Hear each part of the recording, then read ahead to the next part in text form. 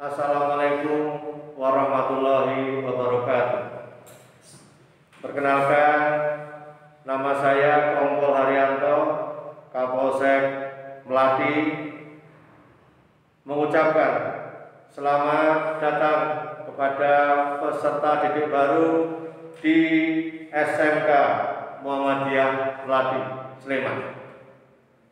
Anak-anak sekalian, pagi hari ini Pak Kapolsek Melati akan menyampaikan wawasan kebangsaan kepada anak-anak sekalian. Perlu anak-anak ketahui bahwa wawasan kebangsaan merupakan pemahaman masyarakat mengenai jati diri bangsanya dalam mendayagunakan segala potensi negeri untuk mencapai cita-cita kepentingan nasional. Anak-anak sekalian, dalam kehidupan modern, arus globalisasi dapat membantu perkembangan sebuah negara, namun dapat berdampak negatif jika masyarakat tidak memiliki wawasan yang cukup. Rendahnya wawasan kebangsaan berdampak pada tergerusnya rasa nasionalisme dan krisis jati diri. Anak-anak sekalian, wawasan kebangsaan dapat menumbuhkan rasa cinta tanah air. Pemuda Indonesia dalam menghadapi arus globalisasi, yaitu dengan mewujudkan masyarakat yang memiliki wawasan kebangsaan yang luas, menumbuhkan semangat kebangkitan nasional.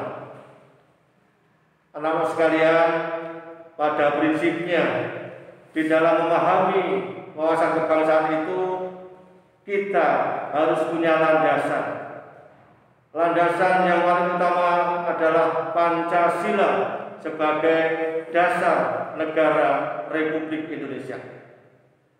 Namun ada landasan yuridis terkait dengan bela negara, yaitu terdapat dalam pasal 27 ayat 3 Undang-Undang Dasar Negara Republik Indonesia tahun 1945 yang berbunyi bahwa setiap warga negara berhak dan wajib dalam upaya pembelaan negara. Kemudian ada ayat lagi, yaitu pasal 30 ayat 1 Undang-Undang Dasar tahun 1945, yaitu tiap-tiap warga negara berhak dan wajib ikut serta dalam usaha pertahanan dan keamanan negara. Satu lagi anak-anak yang menjadi landasan yuridis bela negara, yaitu pasal 30 ayat 2 Undang-Undang Dasar 1945, yaitu usaha pertahanan dan keamanan negara dilaksanakan melalui sistem pertahanan dan keamanan rakyat semesta oleh TNI dan Polri sebagai kekuatan utama dan rakyat sebagai kekuatan pendukung. Anak-anak sekalian, tadi Pak Kapolsek menyampaikan landasan yuridis bela negara. Sekarang Pak Kapolsek akan menyampaikan beberapa pengertian apa yang dimaksud bela negara, yaitu tekad, sikap, tindakan warga negara yang teratur, menyeluruh, terpadu, dan berlanjut dilandasi dengan cita-cita dan cinta tanah air. Berbangsa dan bernegara yakin Pancasila sebagai ideologi negara dan rela berkorban guna meniadakan hakikat ancaman yang dapat membahayakan negara Republik Indonesia dan membahayakan Undang-Undang Dasar 45. Anak-anak sekalian, terkait dengan ideologi Pancasila yang Pak Kapolsek sampaikan tadi, maka anak-anak sekalian harus memahami isi dari Pancasila tersebut. Yang pertama, sebagai ideologi negara, Pancasila adalah berbunyi ketuhanan yang Maha Esa.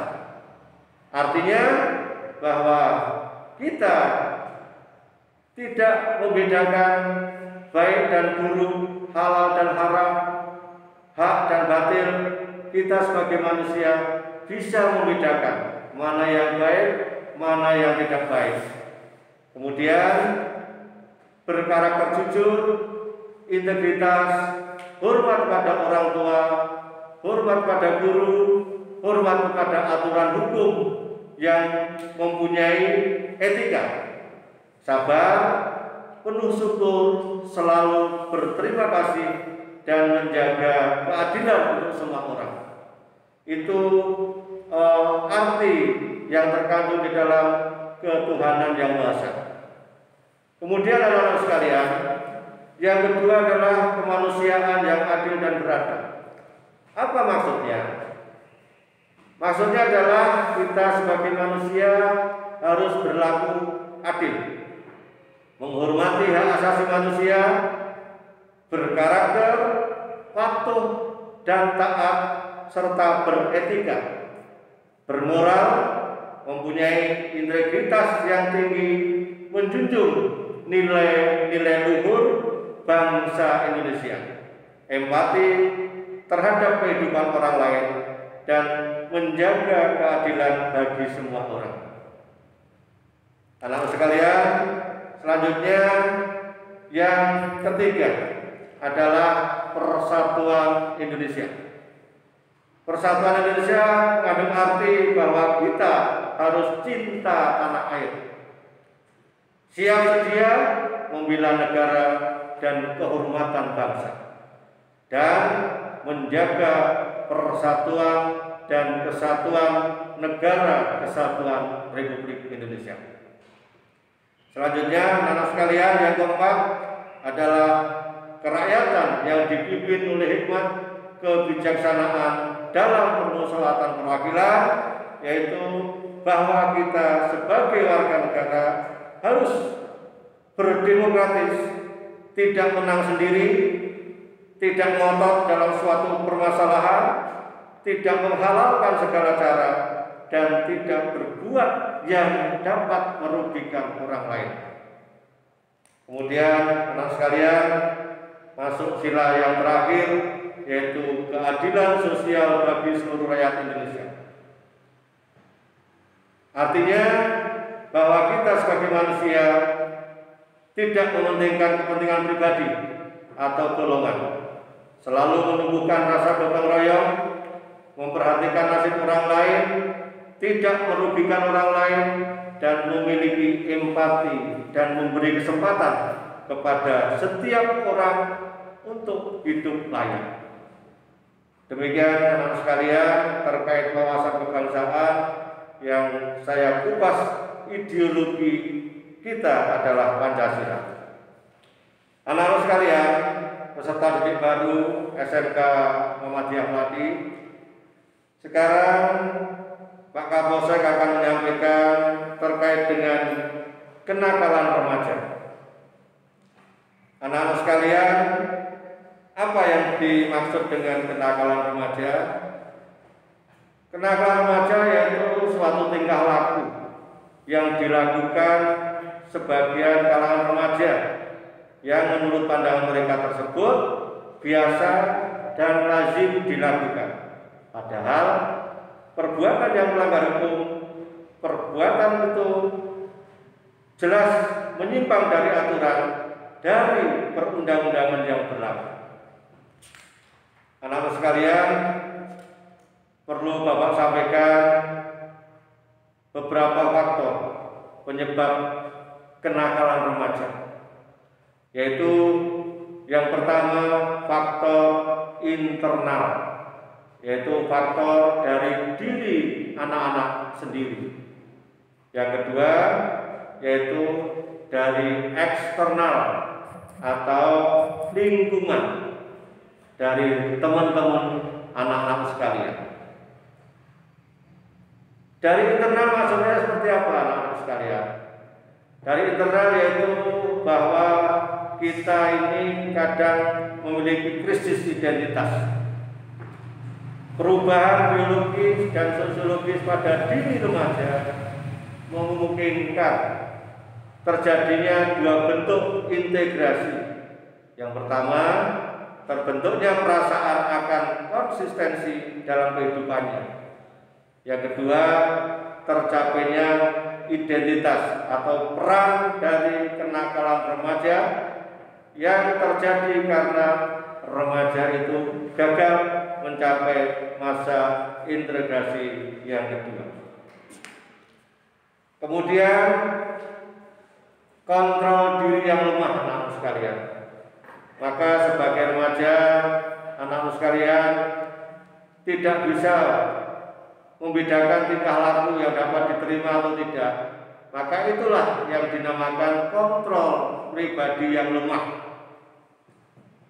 Mengetahui perbedaan dua tingkah laku tersebut, maka mengembangkan kontrol diri sesuai dengan pengetahuan contoh.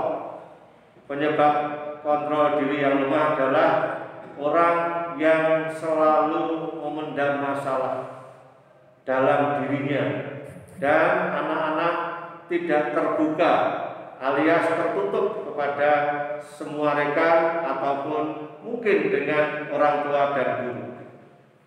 Itulah yang menyebabkan diri kita lemah. Yang kedua anak sekalian, faktor penyebab kenakalan remaja itu dari eksternal, dari lingkungan, teman, dan lain sebagainya. Contoh yang dari eksternal biasanya penyebabnya adalah dari keluarga, perceraian orang tua yang tidak ada komunikasi antar keluarga akhirnya memicu perselisihan antar anggota keluarga. Kemudian anak-anak tersebut bisa melakukan perbuatan yang negatif. Kemudian salah bergaul kepada teman yang mungkin tidak bisa anak-anak mengendalikan. Contoh, diajak mabuk-mabukan, diajak konvoi, ya, itu adalah salah satu dari faktor eksternal dari anak-anak semua. Kemudian juga pengaruh lingkungan yang kurang baik, ya, berdampak kepada iptek, tidak adanya media penyalur bakat dan penyalur hobi di kampung. Jadi anak-anak akhirnya melakukan kegiatan yang seenaknya sendiri. Kemudian perlu anak-anak ketahui bahwa tanda-tanda anak yang nakal atau kenakalan remaja itu diawali dari suka melawan orang tua yang tidak patuh pada orang tua, kemudian suka melawan kepada guru, kemudian mudah tersinggung atau mungkin dia mudah frustasi dan egois. Itulah tanda-tanda yang bisa dilihat penyebab dari kenakalan remaja.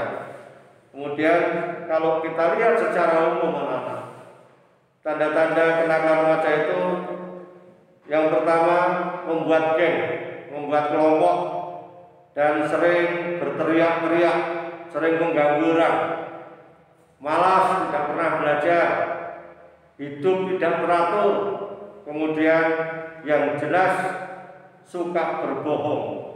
Itulah ciri-ciri umum, ya, yang perlu anak-anak tinggalkan, ya, dan yang perlu anak-anak ketahui bahwa ciri-ciri anak yang mengalami kenakalan atau melakukan kenakalan remaja seperti yang Pak Kapolsek sampaikan.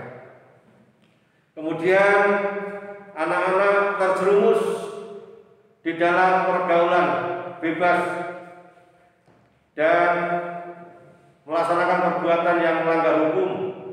Contoh, anak-anak mulai mengkonsumsi narkoba, anak-anak mencoba-coba minum-minuman keras. Nah inilah ya termasuk contoh dari kenakalan remaja. Kemudian yang lebih parah lagi adanya pergaulan bebas ya antara wanita dan laki-laki. Ini jangan sampai anak-anak sekalian melakukan seperti ini. Dan bisa kita lihat bahwa anak-anak yang nakal ini pasti arahnya akan menuju ke sana. Dan lebih parah lagi kalau anak-anak atau mereka melakukan hubungan seks bebas. Nah, ini sudah melampaui batas.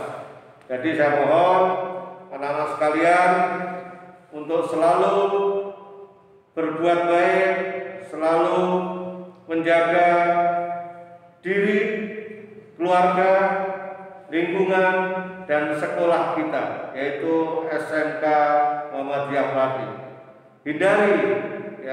Hindari pelanggaran-pelanggaran hukum, apalagi jangan sampai anak-anak melakukan tawuran kepada terhadap sekolah-sekolah lain, ya, membentuk geng-geng, itu tidak perlu.